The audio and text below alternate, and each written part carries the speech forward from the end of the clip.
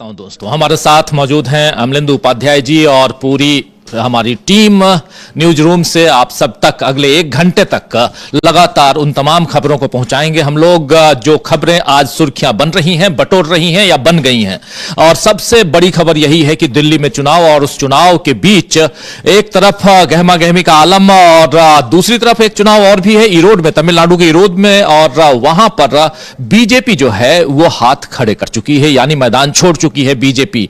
लेकिन इधर जो कुछ चल रहा है और उसमें 2-3 बातें और महत्वपूर्ण हैं। एक तो यह कि महाराष्ट्र में कल बीजेपी का अधिवेशन था और उस अधिवेशन में एक तरफ आपने सुन लिया, देख लिया कि नितिन गडकरी ने सीधा सीधा अपनी ही सरकार पर हमला बोला, तो दूसरी तरफ वहीं पर इंडिया गठबंधन पर हमला बोलते हुए अमित शाह नजर आए। अमित शाह ने इसके अलावा एक बात और कही थी जिसमें उन्होंने सीधे उद्धव ठाकरे के ऊपर निशाना साधा था। लेकिन इधर दिल्ली में क्या कुछ चल रहा है वो भी बता दूं। आतिशी आज नॉमिनेशन दाखिल करने जा रही हैं, कालका जी से वो चुनाव लड़ रही हैं, और इंडिया गठबंधन इंटैक्ट है, मजबूती के साथ आगे है। ये बात संजय राउत कह रहे हैं, ये बात अखिलेश यादव कह रहे हैं, ये तमाम इंडिया गठबंधन के नेता कह रहे हैं। और इन सबके बीच आज शाम 6 बजे राहुल गांधी चुनावी सभा को संबोधित करते हुए दिल्ली के चुनाव प्रचार का आगाज कर रहे हैं। तो बहुत सारी खबरें, और इन खबरों के बीच जरा जल्दी से आना चाहता हूं अमलेंदु जी, और क्या कुछ खबरें हैं ये बताइए, और फिर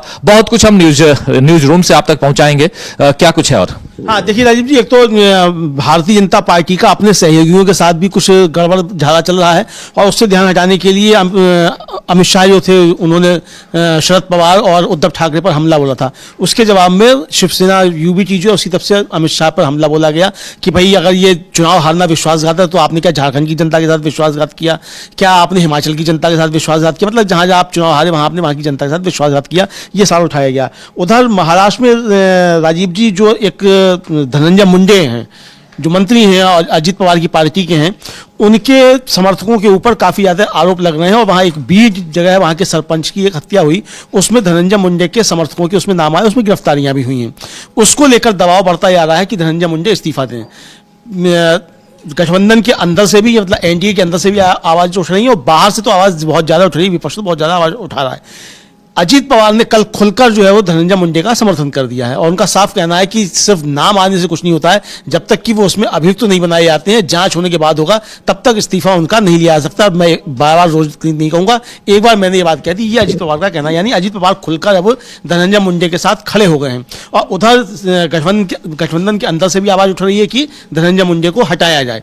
ये सब शुरू हो गया। उधर जिस तरीके से उद्धव ठाकरे की देवेंद्र फडणवीस के साथ मुलाकातें हुई, उसको लेकर अब शिवसेना जो है एकनाथ शिंदे वाली, वो आज बताई जा रही है, वो कह रही है कि भाई स्पष्ट करो कि हमारे साथ हो कि नहीं हो।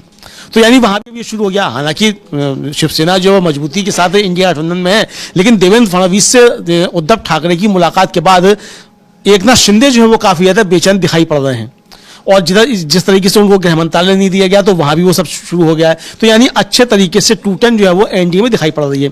इधर दिल्ली का जो चुनाव, विधानसभा चुनाव है राजीव जी, यहां अजीत पवार की पार्टी ने अपने प्रत्याशी घोषित कर दिए हैं, वो भी लड़ेंगे। रामदास आठवले हैं, उन्होंने अपने प्रत्याशी घोषित कर दिए हैं। जीतनराम मांझी की हम यहाँ चुनाव लड़ेगी, जनता दल यू भी यहाँ चुनाव लड़ेगी, और चिराग पासवान की एलजेपी भी यहाँ चुनाव लड़ेगी। यानी एनडीए जो है वो यहाँ बिखरता हुआ नजर आ रहा है। और उधर ईरोड का जो उपचुनाव हो रहा है तमिलनाडु में, वहां भारतीय जनता पार्टी ने हाथ खड़े कर दिए हैं कि भाई हम उपचुनाव नहीं लड़ेंगे, हम तो सीधे सीधे एम.के. स्टालिन को विधानसभा चुनाव हराएंगे, लेकिन उपचुनाव नहीं लेंगे। तो भारतीय जनता पार्टी चुनाव छोड़कर भाग खड़ी हुई है राजीव जी। तो चुनाव छोड़कर भाग खड़ी हुई है भारतीय जनता पार्टी। मामला जो है ना सिर्फ ईरोड का है, तमिलनाडु का, क्योंकि वहां उपचुनाव है, बल्कि यहां भी दिल्ली में जो चुनाव है उस चुनाव को लेकर भी आप देखिए किस ढंग से यहां पर एनडीए जो है उसमें टूट है, और एक तरफ इंडिया गठबंधन को लेकर लगातार चर्चा हो रही है। कल अमित शाह कह रहे थे कि इंडिया गठबंधन में टूट है, इंडिया गठबंधन के नेता कुछ से कुछ कह रहे हैं, कुछ बोल रहे हैं। जरा पहले अमित शाह को सुनते हैं, कल क्या कुछ कह रहे थे वो, और इंडिया गठबंधन को लेकर, उसके अलावा इंडिया गठबंधन को लेकर संजय राउत ने क्या बयान दिया है, अखिलेश यादव ने क्या बयान दिया है। पहले इसको सुनते हैं। खबरें और भी हैं, बहुत कुछ है, वो हम आप तक पहुंचाएंगे, लेकिन उससे पहले और अभी से थोड़ी देर बाद अरविंद केजरीवाल की पीसी होगी प्रेस कॉन्फ्रेंस, शाम को राहुल गांधी जो हैं वो सभा को संबोधित करेंगे। जरूरत है, ये बात कह रहे हैं आनंद दुबे जो शिवसेना यूबीटी के नेता हैं और प्रवक्ता भी हैं, और अपनी बात यहां बहुत मुखरता के साथ रखते हुए दरअसल अमित शाह ने हमला बोला था कल उद्धव ठाकरे गुट पर, उद्धव ठाकरे पर, खासकर ठाकरे परिवार पर, और उसका जवाब देते हुए यहां मुस्तैदी के साथ आनंद दुबे और कह रहे हैं साफ साफ कि आखिर विश्वासघाती कौन है, और कोई भी अजर अमर होकर नहीं आया है, और आप एक बार जीत गए तो इसका मतलब आप हारेंगे नहीं, आप हार भी सकते हैं, इसलिए आपको आत्मचिंतन करने की जरूरत है। महाराष्ट्र की राजनीति यहां दिल्ली में भी चल रही है, और महाराष्ट्र में दूसरा गुट जो है इन्हीं के साथ, यानी कि महायुति में से दूसरा गुट शिवसेना,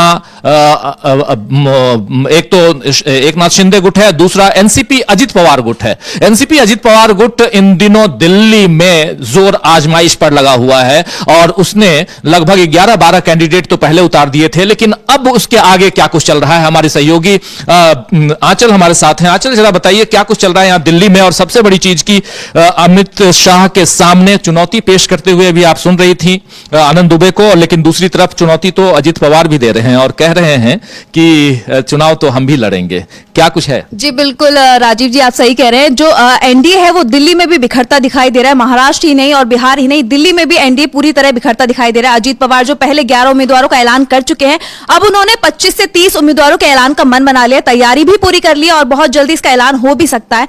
तो ऐसे में ये बीजेपी के लिए बहुत बड़ा झटका माना जा रहा है, क्योंकि एनडीए के सहयोगी दलों में से ये साफ साफ दिखाई दे रहा है कि सब अलग अलग हो रहे हैं। बिल्कुल, अभी जीतन राम मांझी की एचएएम ने भी मन बना लिया, वो भी बहुत जल्दी इसका ऐलान करने वाले, उम्मीदवार उतार सकते हैं। उसके अलावा रामदास आठवले की बात की जाए तो उन्होंने भी हाल ही में लिस्ट जारी कर दी थी अपने उम्मीदवारों की। तो सब जो है वो अलग अलग अपने दम पर चुनाव लड़ने की तैयारी में है, और ऐसे में ये बीजेपी के लिए बहुत बड़ा झटका है, क्योंकि जहां जो बीजेपी की बात की जाए दिल्ली में, तो काफी वक्त से बीजेपी बहुत कमजोर दिखाई दे रही है दिल्ली में, और ऐसे में उनके सहयोगियों का पैर पीछे खींच लेना और अलग से चुनाव लड़ना, ये बहुत बड़ा मतलब झटका मान सकते हैं। और भी बिहार के जो दल हैं, जैसे अभी आप हिंदुस्तानी आवाम मोर्चा की बात कर रही थी, जीतन राम मांझी, फिर उसमें चिराग पासवान की पार्टी भी, फिर उसमें जेडीयू भी, ये तमाम दल जो हैं वो अलग लड़ने की बात कर रहे हैं, यानी यहां झटका जो है वो बीजेपी का लगता हुआ दिखाई दे रहा है। दूसरी तरफ अरविंद केजरीवाल भी लगे हुए हैं। जी बिल्कुल, डबल झटका लग सकता है, क्योंकि जेडीयू भी लगातार जो है मांग कर रहा है, उनसे सीटों की मांग की जा रही है, और जेडीयू अपना पैर पीछे खींचने को तैयार नहीं है, लगातार बीजेपी पे दबाव बनाने की कोशिश कर रहे हैं नीतीश कुमार के, उन्हें भी दिल्ली में चुनाव लड़ना है और पर्याप्त सीटें उन्हें चाहिए। तो ऐसे में ये बीजेपी की पक रही है, मतलब। जी बिल्कुल। ऐसे आज से कुंभ की शुरुआत भी हो चुकी है, ये तो खबरें चल ही रही हैं, लेकिन उसके साथ साथ आज लोहड़ी भी है। लोहड़ी की शुभकामनाएं दे देते हैं हम सब की तरफ से हमारे तमाम साथियों को जो इस कार्यक्रम को देख रहे हैं। और यहाँ से जो सूरज भगवान जो हैं वो किधर से किधर जाते हैं, उत्तरायण जाते हैं, तो दक्षिणायन से उत्तरायण की ओर जाते हैं। इसका मतलब है कि अब कुछ न कुछ परिवर्तन नजर आ रहा है। चलिए, ये धार्मिक आस्था का विषय नहीं, लेकिन यहां पर जो कुछ राजनीति में, सियासत में चल रहा है उसकी चर्चा हम कर रहे हैं। लेकिन आंचल, अमित शाह के सामने चुनौती पेश करने की जो कोशिश हो रही है, खासकर चाणक्य कहे जाते हैं, लेकिन चाणक्य गिरी कहां चली गई उनकी, और समझ में नहीं आता कि अजित पवार आखिर क्यों यहां पर आ रहे हैं। क्या कुछ उधर ठीक नहीं, क्योंकि आप गई थी महाराष्ट्र, इसलिए आपसे पूछ रहा हूं कि उधर कुछ ठीक नहीं है क्या? आप तो बहुत करीब से आपने अजित पवार के गुट की रिपोर्टिंग की थी, देखा था, और उस समय आप याद कीजिए कि अजित पवार साथ नहीं दे रहे थे, अपने मंच से उन्होंने मोदी जी को भी बाहर कर दिया था, कहा था कि मोदी जी भी ना आए। तो अब क्या उसका बदला यहां ले रहे हैं? जी बिल्कुल कह सकते हैं, क्योंकि अजीत पवार ने अपने बारामती में उन्हें रैली करने से मना कर दिया था। उन्होंने साथ ही ये भी कहा था कि मैं पीएम मोदी के साथ ही सीएम योगी की भी रैली नहीं चाहता हूं कि वो भी यहां पर आए और हमारे लिए रैली करें, क्योंकि मैं अपने आप में इतना सक्षम हूं कि अपने आप खुद वोट जो है ले सकता हूं। तो ऐसे में ये बहुत बड़ी बात है अगर इस तरीके से देखा जाए, और जिस तरीके से दिल्ली आने के कैंडिडेट उतारने की बात हो रही है यहाँ पे दिल्ली में अजित पवार को, 25 से 30 कैंडिडेट की तैयारी चल रही है। 25-30 कैंडिडेट की तैयारी आप सुन लीजिए। अगर अजीत पवार गुट यहां पे और पहले से ऑलरेडी 11 कैंडिडेट ऑलरेडी उतार चुके हैं, 11 कैंडिडेट ऑलरेडी उतार चुके हैं, तो ऐसे में 70 में से लगभग 50% कैंडिडेट अगर यही उतार दिए जाए अमलेंदु जी, तो फिर तो यहां अजीत पवार गुट भले उसका जनाधार हो ना हो, लेकिन कम से कम इतना तो होगा कि एनडीए में ही यानी बीजेपी के खाते से ही कुछ ना कुछ वो लेके जाएंगे। ये तो है ना जी बिल्कुल। अब बीजेपी की बात की जाए तो बीजेपी आम आदमी पार्टी या कांग्रेस का जैसे त्रिकोणीय मुकाबला देखने को मिल रहा है, तो उनका सामना तो बाद में करेगी बीजेपी, पहले उसको अपने सहयोगियों से निपटना पड़ेगा।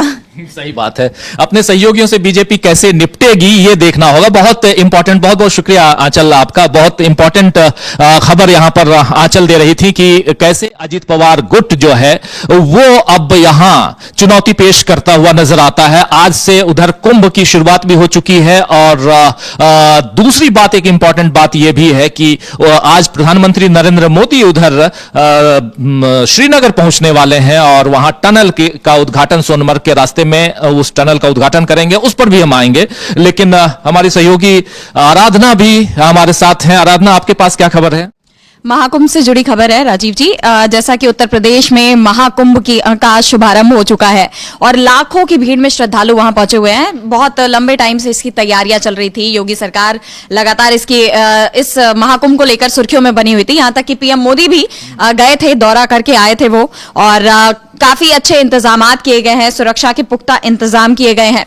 और ऐसे में अभी आज तो पहला ही दिन था और अभी तक 9:30 बजे तक सुबह 60 लाख श्रद्धालु गंगा स्नान कर चुके हैं। मतलब एक लोगों की आस्था का देखिए कि 60 लाख सुबह सुबह 9:30 बजे स्नान कर चुके हैं, जबकि आज पहला ही दिन है कुंभ का। दुनिया भर से आए हैं, दूसरे देशों के लोग भी आए हैं, ना सिर्फ भारत के बल्कि विदेशों से भी लोग आए हैं, और कई लोगों का जो भी आया है अपनी श्रद्धा के ही आधार पर आया है। महाकुंभ आप भी जा रही हैं क्या?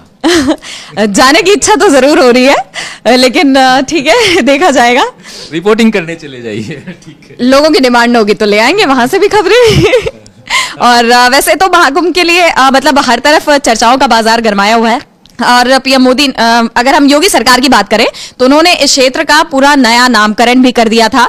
महाकुंभ मेला क्षेत्र एक मतलब कह लीजिए नया जिला ही बना दिया है, इसे घोषित कर दिया है महाकुंभ को लेकर। लेकिन सवाल ये उठ रहे हैं कि एक तरफ महाकुंभ की ये तैयारियां हैं जहां इतनी रौनक दिखाई दे रही है, लेकिन दूसरी तरफ सड़कों पर गरीब हैं और कई बेरोजगार हैं। इन सब के भी मुद्दे हैं और इन्हें लेकर चंद्रशेखर आजाद, जो कि आजाद समाज पार्टी के चीफ हैं, उन्होंने योगी सरकार को घेरा है और उन्होंने बाकायदे ट्वीट किया है और लिखा है कि सरकार के पास इतनी शक्ति होती है कि जब सरकार ठान लेती है तो असंभव कार्य भी संभव हो जाते हैं। 6 महीने में रेत पर इस तरह एक शहर बसाना भी इसी शक्ति का उदाहरण है, जो दर्शाता है कि अगर सरकार चाहती है तो किसी भी बड़ी चुनौती का समाधान किया जा सकता है। लेकिन जब बात आती है देश के गरीब, किसान, मजदूर, पिछड़े, दलित, आदिवासी और महिलाओं के अधिकारों और सुरक्षा की, तो सवाल उठता है कि अगर इन आयोजनों को इतने बड़े पैमाने पर अंजाम दिया जा सकता है तो शिक्षा, चिकित्सा, महिलाओं की सुरक्षा, रोजगार और बच्चों के भविष्य के लिए क्यों नहीं इस तरह की इच्छा शक्ति दिखाई जा रही है? बिल्कुल लाजमी है इनका सवाल, क्योंकि मतलब करोड़ों का बजट दिया गया है कुंभ के लिए। लोगों की श्रद्धा, आस्था, सब कुछ लाजमी है, लेकिन इस सब के साथ वो बजट उन लोगों के लिए भी क्यों नहीं है? सवाल ये है कि उन लोगों को भी सुरक्षा का अधिकार, शिक्षा का अधिकार, इस पर भी सरकार को उतना ही ध्यान देना चाहिए। आगे कुछ लिखते हैं आखिरी पैराग्राफ। जी बिल्कुल, और ये और ज्यादा इंपॉर्टेंट है, मैं ये कहूंगी कि ये और ज्यादा अहम है। उन्होंने झांसी की घटना का जिक्र किया है कि झांसी में आग लगने से नवजात बच्चों की मौत और ऑक्सीजन की कमी से बच्चों का दम तोड़ना, ये घटनाएं साफ दिखाती हैं कि जनता की जान और उनके बुनियादी अधिकार हमारी प्राथमिकताओं में कहीं पीछे रह गए हैं। क्या हमारी प्राथमिकताएं गलत है? क्या सामाजिक उत्थान की दिशा में गंभीरता की कमी है? क्या व्यापक जन कल्याण में सरकार से हमारे द्वारा सवाल करना गलत है? अगर समाज के वंचित तबकों के उत्थान के लिए भी उसी दृढ़ संकल्प और इच्छा शक्ति से काम किया जाए तो एक स्थायी बदलाव संभव है। जय भीम, जय भारत, जय संविधान। ये जो इन्होंने जो सवाल उठाए हैं और झांसी की जिस घटना का इन्होंने जिक्र किया है, बहुत ही दर्दनाक घटना थी। रातों रात जिस तरह से इतने बच्चों की जान चली गई, और अगर देखा जाए तो क्यों हुई वो घटना? क्योंकि कमी थी, हॉस्पिटल की व्यवस्था अच्छी नहीं थी प्रशासन की तरफ से। उसके बाद अब घटना घटी तो उसके उपाय भी सही तरीके से नहीं किए गए वक्त पर। वहां पर यह देखा गया कि हॉस्पिटल के बाहर जब इसके नेता जा रहे थे तो उनके स्वागत की तैयारियां चल रही थी। अरे किस घटना के लिए जा रहे हैं ये तो देखिए आप। तो उसके लिए पाउडर लगाए जा रहे थे, स्वागत की तैयारियां चल रही थी। तो ऐसे में बहुत बड़ा सवाल उठता है कि आखिर सरकार की प्राथमिकताएं क्या है। जो चंद्रशेखर आजाद ने उठाया सवाल, ये बहुत वाजिब सवाल है कि सरकार की प्राथमिकताएं क्या है। क्या वो मतलब चकाचौंध बनाने में ही जुटी हुई है या जनता के हकीकत के मुद्दों पर भी काम करने की बहुत कोशिश बड़ा कर रही है? बड़ा सवाल है। चंद्रशेखर ने जो सवाल उठाया है और जो सवाल यहां पर आराधना उठा रही है हमारी सहयोगी, ये भी वाजिब है। और बहुत अच्छी बात है कि कुंभ का आयोजन हो रहा है, लोग श्रद्धालु वहां, और जैसे आप बता रही हैं कि 60 लाख श्रद्धालुओं ने सुबह सुबह एक साथ डुबकी लगा ली गंगा में, सारे पाप धो डाले। लेकिन साथ साथ ये भी है कि हिंदुस्तान में बहुत कुछ है कोरोना काल के बाद। और कई बार मैं कहता हूं कि कोरोना काल के बाद, और वो एक ऐसा समय था आराधना की जिस समय अपने लोगों को, अपने देश के जो हुक्मरान हैं, इन लोगों को ये सोचना चाहिए था, नोट डाउन करके रखना चाहिए था कि कितने हॉस्पिटल चाहिए, कितने एम्बुलेंसेस चाहिए, कितने यहां पर चिकित्सा कर्मी चाहिए। लेकिन वो सब, उस पर ध्यान खत्म हो गया जैसे जैसे कोरोना खत्म हुआ। और उसके बाद के दौरान ये उम्मीद लगाई जा रही थी कि सरकार अब हॉस्पिटल की व्यवस्था पर ज्यादा ध्यान देगी, क्योंकि कोरोना कह लीजिए बहुत ही अंधेरा भरा समय था, बहुत लोगों के जीवन में अंधेरा आ गया इस दौरान। तो ऐसे में उम्मीद लगाई जा रही थी कि अब सरकार का ध्यान जाएगा हॉस्पिटल की ओर। कई जगह हम घटनाएं देखते हैं राजीव जी, जहां लोग एम्बुलेंस की कमी में अपने कंधे पे अपने परिवारजनों को ढोकर हॉस्पिटल पहुंचाते हैं। कई जगह उन्हें हॉस्पिटल में बेड नहीं मिलता। हॉस्पिटल के बाहर के विजुअल्स आते हैं कि हॉस्पिटल के बाहर पड़े हुए हैं, इन्हें अस्पताल में बेड ही नहीं मिला। तो ये सब क्यों है? क्योंकि सरकार का ध्यान नहीं जा रहा है, उन पर काम नहीं किया जा रहा है। और अगर कोरोना के इस काल के बाद भी सरकार इस तरफ ध्यान नहीं दे रही है तो ये तो मतलब साफ है ना कि ये सरकार की ही लापरवाही है। ये तो नहीं है कि अब सरकार की नजर में ये मुद्दा नहीं आया है, बिल्कुल नजरों में आया है, लेकिन उस पर काम नहीं किया जा रहा है। सही कह रही हैं आप, बिल्कुल सही कह रही हैं। और दरअसल दोस्तों, आप जानते हैं कि ऐसे आयोजन, जो धार्मिक आयोजन है, श्रद्धापूर्ण आयोजन किए जाते हैं, हमेशा आयोजित होते रहे। क्या कुंभ इससे पहले नहीं हुआ क्या? चाहे वो गंगा का तट हो या उधर आप एक और कुंभ बोलते हैं, हर तीर्थ बार बार, गंगा सागर एक बार, है ना, गंगा सागर की बात भी होती रही है। तो ये सारे कुंभ होते रहे, लेकिन पहले भी होते थे, तब भी होते थे, आज भी हैं। आज उसको ग्लैमराइज किया जा रहा है, आज इसके ऊपर पैसे खूब बरसाए जा रहे हैं, खर्च किए जा रहे हैं। लेकिन आप खर्च कीजिए, कोई दिक्कत नहीं, आपके पास बजट है, आप खर्च कीजिए। मगर जो बात चंद्रशेखर कह रहे हैं वो बहुत महत्वपूर्ण है कि आखिर झांसी में बच्चों की ऐसी हालत क्यों हो गई? नवजात जो अभी जीवन अपना आगे बढ़ाते, वो उनकी जीवन लीला समाप्त हो गई। ये दुखद है और ऐसी चीजों पर ध्यान देना चाहिए। और ऐसी हालत कोरोना के समय हम लोगों ने देखी है, जब एक एक घंटा के लिए एम्बुलेंस के दसियों हजार रुपए देने पड़ते थे, लोगों के पास पैसे नहीं थे, ऑक्सीजन की कमी, और ऑक्सीजन सिलेंडर लेकर लोग घूम रहे हैं, भाग रहे हैं, भटक रहे हैं, कालाबाजारी शुरू हो गई थी। तो इन सब का जो आलम था, वो 40-40 हजार की मिल रही थी रेमडेसिविर, जो उस समय थी 40-40 हजार की एक एक शीशी उसकी मिल रही थी। और सबसे ज़्यादा काम उसमें था वो श्रीनिवास बीवी जो है, उन्होंने किया पूरे देश भर में, किस तरीके से लोगों को मदद पहुंचाई। सरकार फेल थी पूरी तरीके से राजीव जी, अस्पताल लूट रहे थे, निजी अस्पताल जबरदस्त तरीके से लूट रहे थे। तो ये सारी चीज़ें देखी, उस सरकार कहीं थी ही नहीं। प्रधानमंत्री नरेंद्र मोदी जो हर उस पर आके जब लॉकडाउन बढ़ाते थे तो आगे देश को संबोधित करते थे, प्रधानमंत्री भी गायब हो गए थे। रात के 8 बजे उनका संबोधन ही बंद हो गया था और लोग पूछ रहे थे कि सरकार है तो है कहाँ।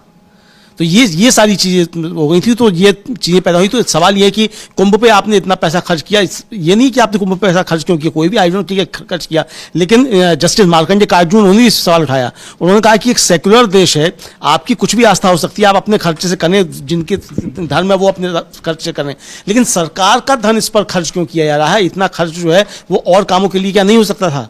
गरीबी हटाने के लिए आप जो 5 किलो अनाज दे रहे हैं, आप रोजगार के साधन इससे कर सकते थे।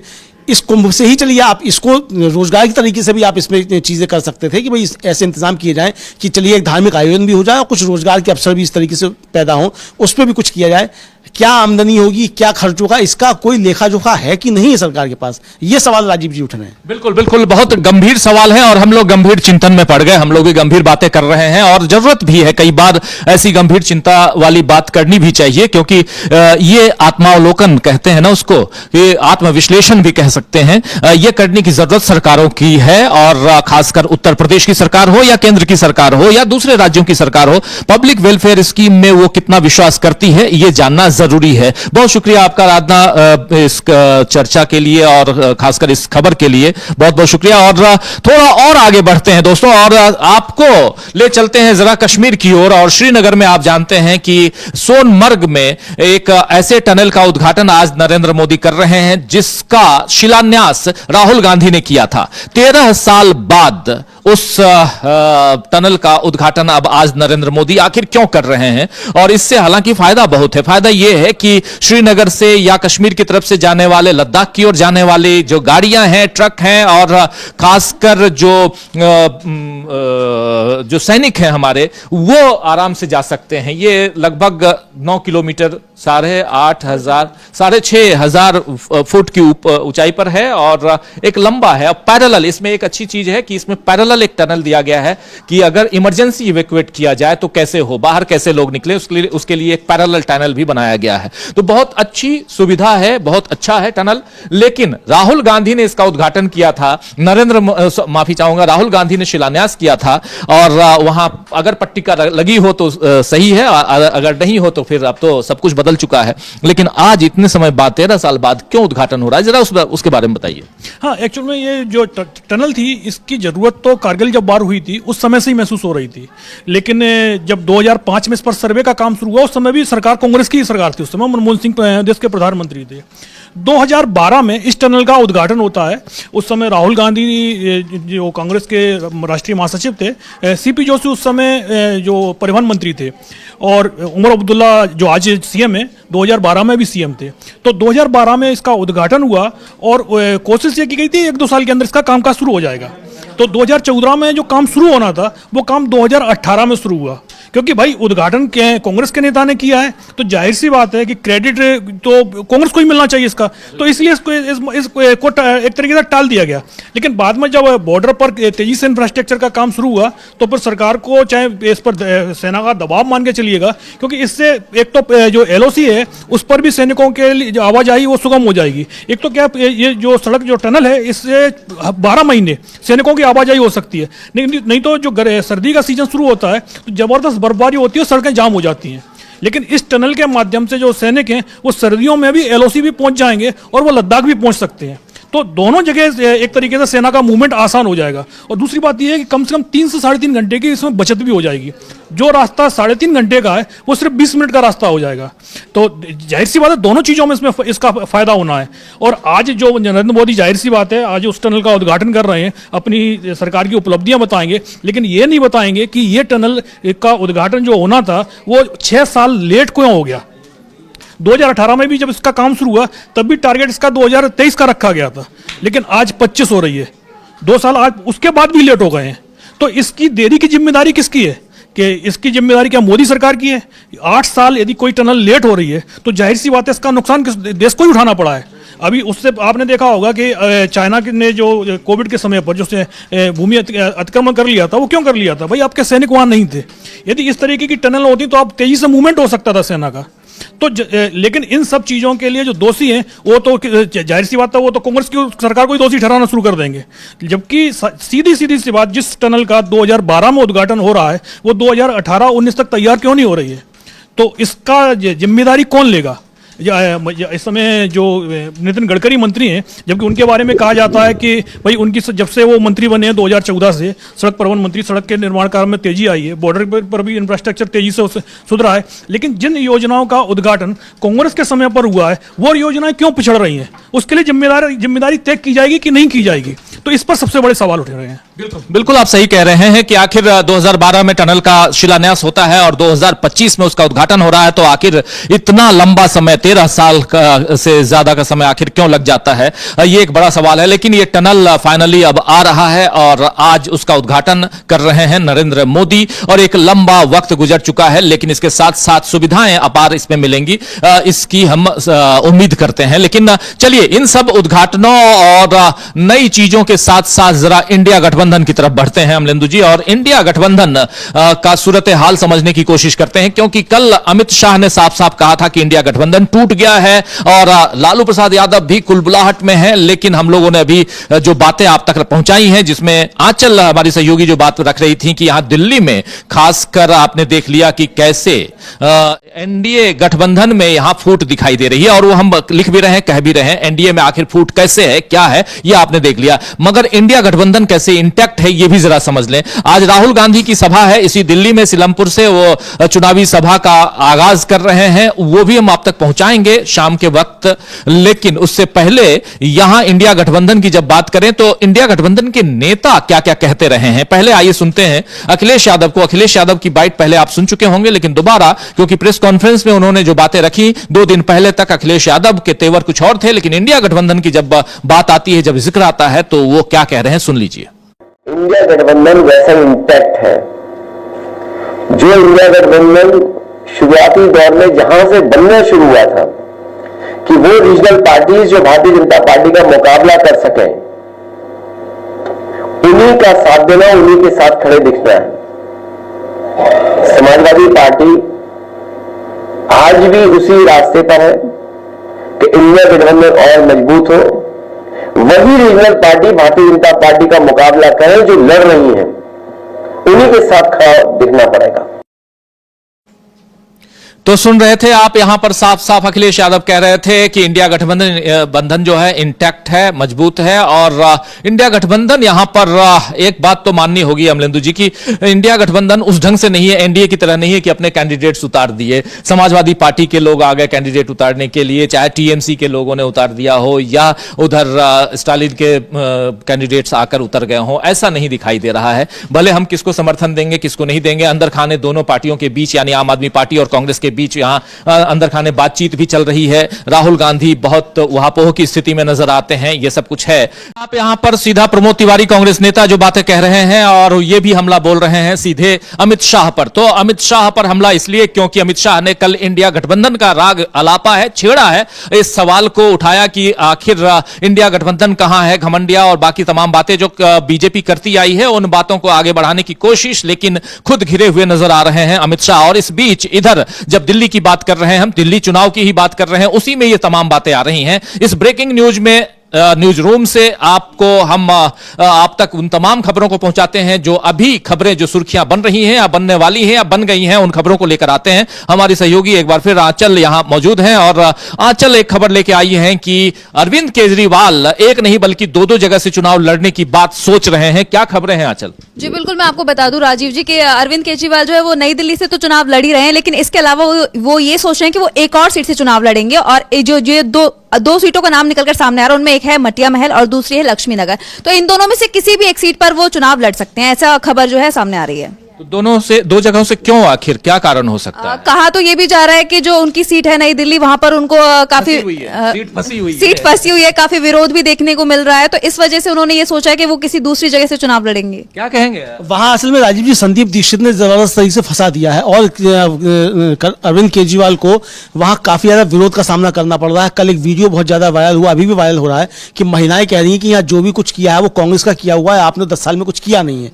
तो इस तरीके के सवाल उठने लगे। एक महिला जो काफी ज्यादा अपशब्दों का इस्तेमाल केजरीवाल के लिए कर रही है, और कह रही है कि यहाँ जो भी कुछ किया वो कांग्रेस ने किया, और तुम और बीजेपी जो आपस में लड़ते रहते हो और यहाँ कुछ काम नहीं करते।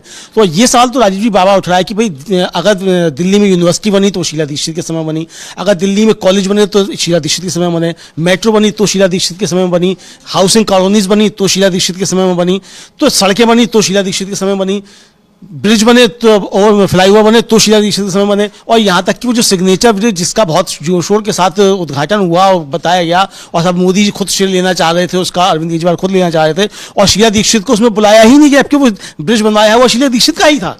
तो लोग ये कह रहे हैं कि आपने जो है वो शीला दीक्षित के बनवाए हुए काम जो थे उनके सिर्फ फीते काटे और अपने पोस्टर आपने छपवा दिए। तो काम जो हुआ था वो उसी समय हुआ था।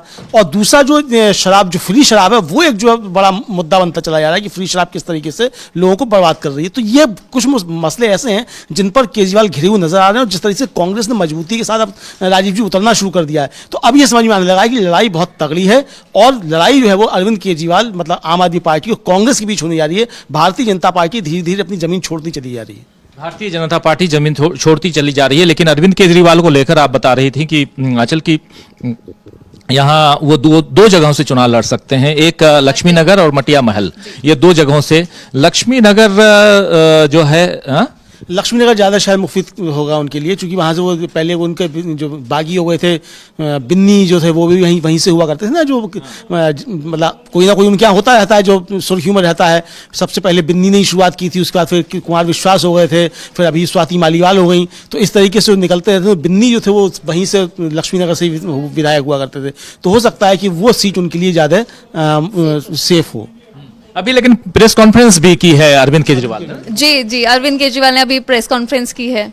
जरा सुनते हैं। धांधलियों के आरोप लगाए हैं बीजेपी पर, किस तरीके बीजेपी सुन लेते हैं प्रेस कॉन्फ्रेंस में अरविंद केजरीवाल ने क्या बातें कही हैं, जरा सुनते हैं और फिर चर्चा आगे बढ़ाएंगे। हमारे दो सहयोगी यहां मौजूद हैं और साथ में पूरी टीम न्यूज रूम से, और आप तमाम साथी जो बाद में जुड़े हैं, आप सबका एक बार फिर स्वागत है। इस्तकबाल है सप्ताह का पहला दिन, लेकिन बहुत महत्वपूर्ण, बहुत सारी खबरें, और खबरों में एक सबसे बड़ी खबर यह कि राहुल गांधी आज से चुनावी सभा का आगाज कर रहे हैं और शाम 6 बजे से यही सीलमपुर दिल्ली में, और यहां से आगे की गतिविधियां क्या रहेंगी उस पर भी निगाहें टिकी हुई हैं। लेकिन अरविंद केजरीवाल जो बातें कह रहे हैं जरा सुन लीजिए।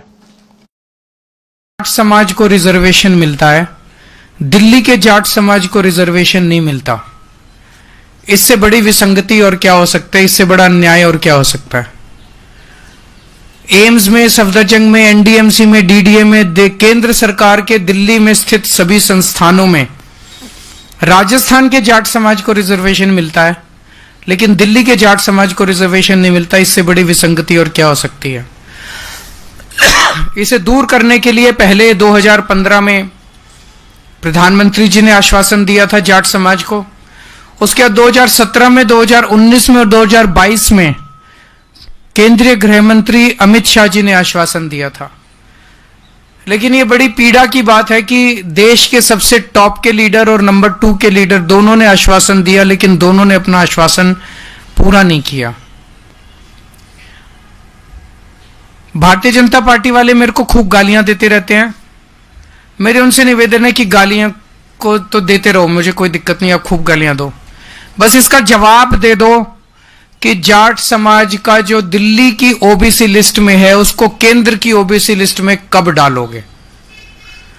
प्रधानमंत्री जी इस चुनाव के दौरान समय समय पे दिल्ली आएंगे, दिल्ली आके वो भाषण देंगे। इस बात का जवाब दे दें कि जो उन्होंने 2015 में आश्वासन दिया था और जो उनके गृह मंत्री ने 2017, 2019 और 2022 में आश्वासन दिया था, वो जाट समाज को, दिल्ली के जाट समाज को केंद्र की ओबीसी लिस्ट में कब डालेंगे, ये बता दें। दूसरा, आज हम इलेक्शन कमीशन जा रहे हैं। हम लोग 3 बजे इलेक्शन कमीशन जाएंगे। मैं जाऊंगा, अतिशी जी जाएंगी, भगवंत मान जी जाएंगे, संजय सिंह जी जाएंगे और राघव चड्ढा जी जाएंगे। 2 मुद्दे हैं। अवध कुमार ओझा जी हमारे पटपड़गंज से कैंडिडेट हैं। उनका वोट ग्रेटर नोएडा में बना हुआ था। उन्होंने दिल्ली में वोट बनवाने के लिए 26 दिसंबर को फॉर्म 6 भर दिया, आवेदन दे दिया। उन्हें वहां से कोई जवाब नहीं आया। किसी ने उन्होंने कहा कि चूंकि आपका ग्रेटर नोएडा में वोट बना हुआ है तो आपको फॉर्म 6 नहीं फॉर्म 8 भरना पड़ेगा ट्रांसफर के लिए। तो उन्होंने 7 जनवरी को फॉर्म 8 भर दिया। कानून के मुताबिक 7 जनवरी लास्ट डेट थी फॉर्म 8 भरने की। इलेक्शन कमीशन के मैनुअल ये कहते हैं कि आखिरी डेट ऑफ नॉमिनेशन से 10 दिन पहले तक फॉर्म 6, फॉर्म 8, फॉर्म 7 भरे जा सकते हैं। 17 जनवरी लास्ट डेट है, तो 10 दिन पहले मतलब 7 जनवरी लास्ट डेट थी। उन्होंने लास्ट डेट को फॉर्म 8 अपना भर दिया कि मेरा ग्रेटर नोएडा से दिल्ली वोट शिफ्ट करवा दिया जाए। दिल्ली के चुनाव आयोग सीईओ इलेक्टोरल ऑफिसर जो है दिल्ली की, उन्होंने एक ऑर्डर निकाला जिसमें उन्होंने लिखा कि 7 जनवरी लास्ट डेट है। मिस्टीरियसली एक दिन बाद दोबारा ऑर्डर निकाला और उसमें कह दिया 6 जनवरी लास्ट डेट है। यह दूसरा ऑर्डर क्यों निकाला गया? यह कानून के खिलाफ है, इलेक्शन कमीशन की गाइडलाइंस के खिलाफ है, इलेक्शन कमीशन के मैनुअल के खिलाफ है।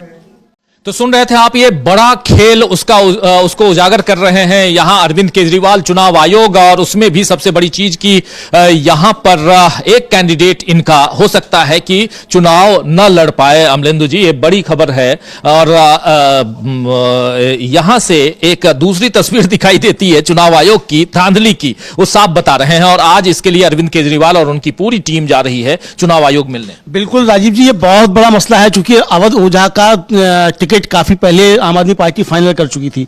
7 जनवरी जो लास्ट डेट बनती है, वो बता रहे हैं कानून के मुताबिक कि भाई 10 दिन पहले तक जो नॉमिनेशन की डेट है उससे आप अपना फॉर्म ट्रांसफर करा सकते हैं, फॉर्म भर सकते हैं। अगर किसी व्यक्ति ने फॉर्म 6 भरा था और फॉर्म 6 में आपको नहीं लगता है, तो आपको समय पर उसको उत्तर देना चाहिए था कि आपका ये रिजेक्ट किया जाता है।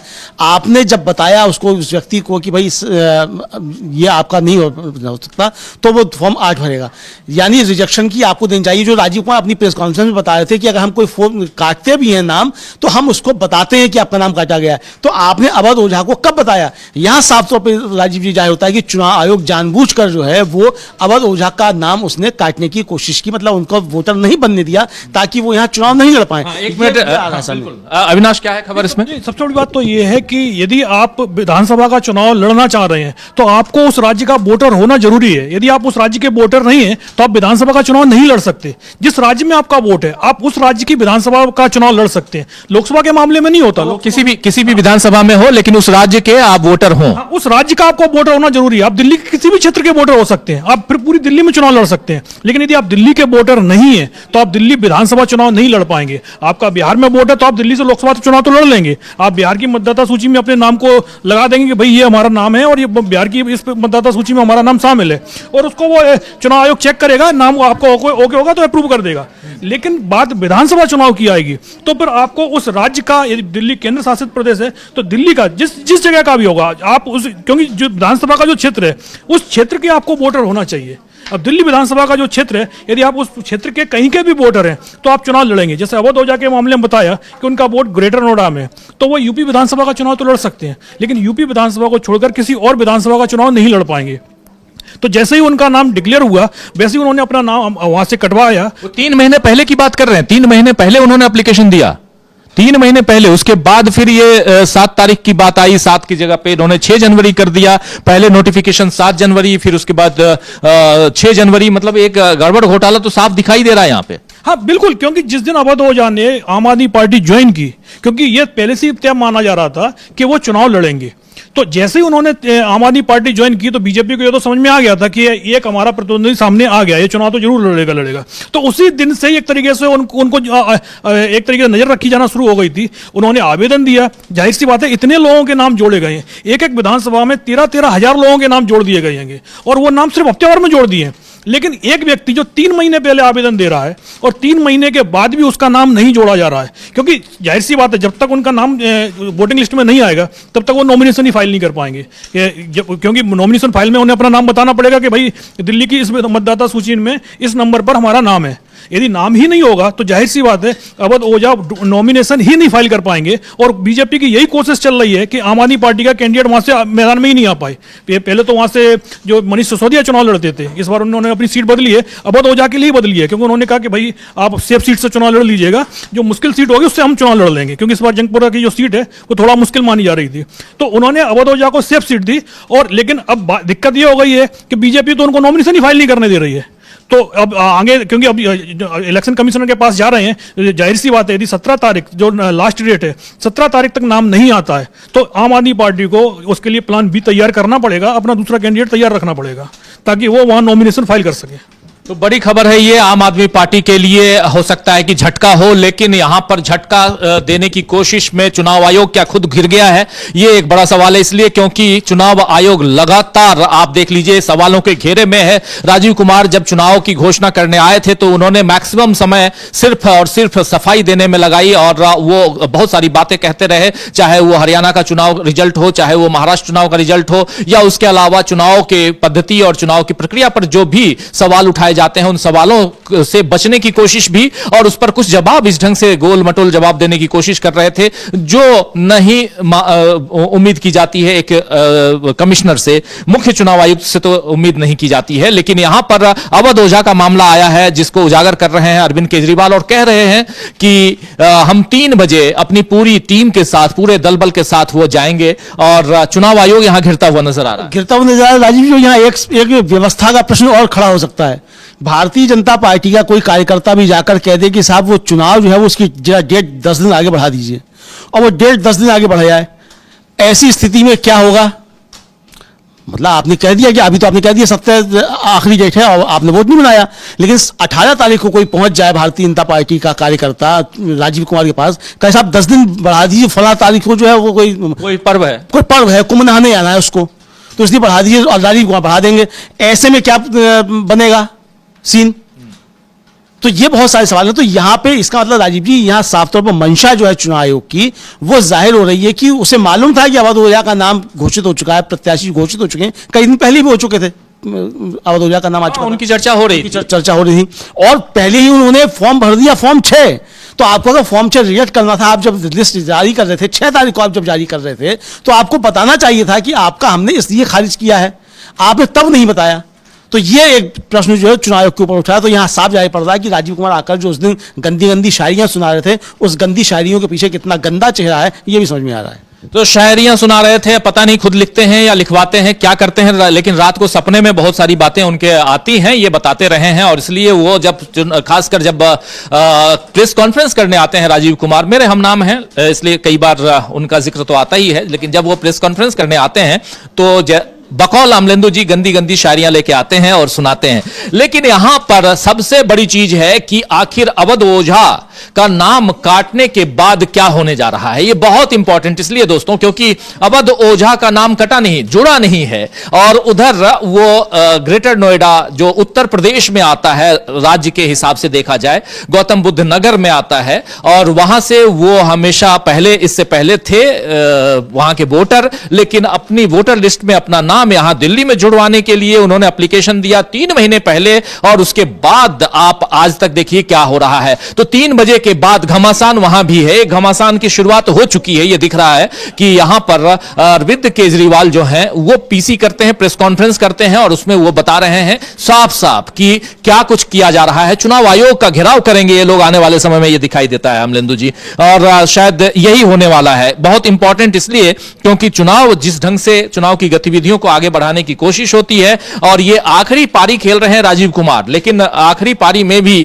अगर ऐसे आरोप उनके ऊपर लगे, उनकी संस्था के ऊपर, जो स्वायत्त संस्था है चुनाव आयोग, उनके ऊपर अगर ऐसे आरोप लगे तो ये कहीं ना कहीं दुखद है। इंडिया गठबंधन की चर्चा हम कर रहे थे दोस्तों, चर्चा हम कर रहे थे एनडीए की भी, एनडीए में कैसे फूट है ये हमने आपको बताया, और बताया ये भी कि कैसे यहां बीजेपी घिरी हुई है, कैसे बीजेपी ने मैदान छोड़ दिए हैं, मैदान छोड़कर बीजेपी रोड, जो तमिलनाडु में उपचुनाव हो रहे हैं वहां से बीजेपी मैदान छोड़कर भाग गई है और वहां चुनाव नहीं लड़ रही है, साफ साफ उसने उस चुनाव का ही बहिष्कार कर दिया है वहां पे, और यह साफ दिखाई देता है। इसलिए ऐसा हुआ है क्योंकि वहां पर बीजेपी की हालत खस्ता है, पस्त है, और कांग्रेस पार्टी ने डीएमके को समर्थन दे दिया है, तो वहां इंडिया गठबंधन मजबूती के साथ है। और ईरोड उपचुनाव की बात, तमिलनाडु की वो सीट, विधानसभा की सीट, उसकी बात मैं कर रहा हूं, लेकिन दूसरी तरफ जो इंपॉर्टेंट बात है वो ये कि दिल्ली का चुनाव, और दिल्ली के चुनाव से पहले आज लोहड़ी का त्योहार, और लोहड़ी त्योहार उधर गंगा में डुबकी लगाने का त्योहार भी,